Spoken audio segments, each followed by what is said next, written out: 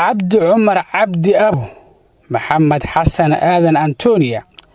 haaruun cabdiraxmaan xuseen cabdiqaadir minjir cabdulle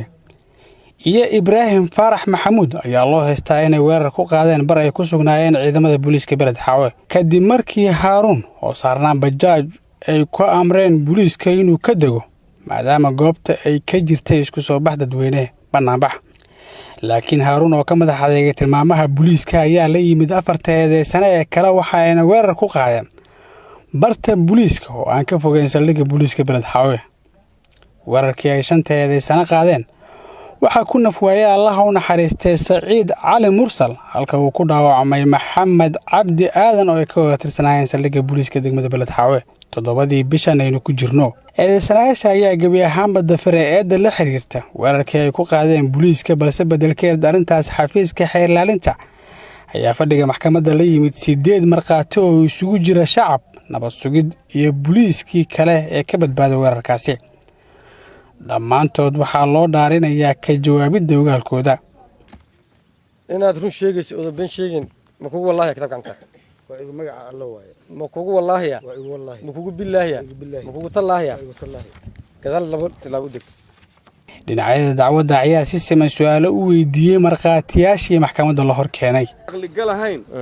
gacanka booliisku ay haystaan militarigu ma haysto wala kala gacan dadku fakarka uu ka haystaa yar si kale in la isu gelimaan gacan loogama sheego military si inta su'aalaha uu ka weydiinaa marka ku su'aalaha ka weydiiyay jawaabta bixi kadib committee ga aado waxaa sidoo kale halkan lagu dhageystay warbixin uu soo diyaariyay baarihii kiiska mooto bajaajan wadana meesha waa mareynay wax saas ay dheen laakiin way dafireen inay askartaas booliiska qoriyo isku qabteen ay dileen ama dhaawaceen way inkireen halka eedeysanaha labaad uu ku doodayo aan xiradan maba ka dhax bixinba xiradaana joogay qori boobaan ku qornaa uu ku doodaya laakiin taas waxba kama jirto waxaan haynaa markhaatiyaal aan maxkamadda hor keenay in 5 eedeysanaba ay meesha tageen in 5 eedeysana ay xabado wada rideen in 2 kamida midna dilka uu geystay midna dhaawac uu geystay balse dhammaantood waxa ay markii meesha ay ka soo wada tageen fursad ayay heleen way wada shireen waxayna ku wada ballameen in ninkii dilka geystay aan la sheegin iyo kii dhaawac geystaba General Abdullahi Buule Kamil xeelaliyaha guud ee ciidamada qalabka sida ayaa meesha ka saaray inaan loo joojinaynin inkiraadda tiro dambi wada gashay sidaas darteedna uu codsaday dhammaantood in lagu wada xukumo ciqaab tusaale u noqoto ciidamada kale waxay aragtay maxkamadda oo la hor keenay rasaastii ay rideen oo qoriga ga'tiri ka dhacday ee ay wateen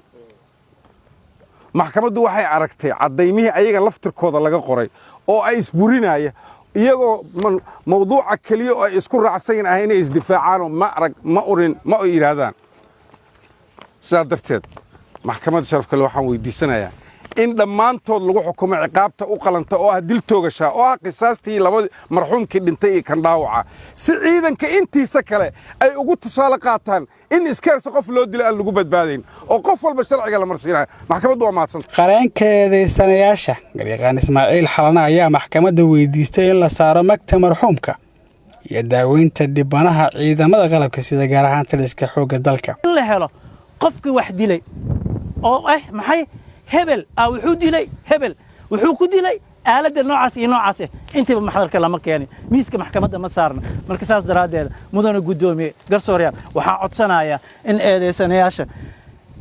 ayadoon laga tagaynin xuquuqdii dadkii dhimatayna in eedeysanayaasha dambiga ay galeen la dul saaro dhammaan ciidamada qalabka waxaa dhacay waxaan aniga ka apologize ka siinaya ciidamada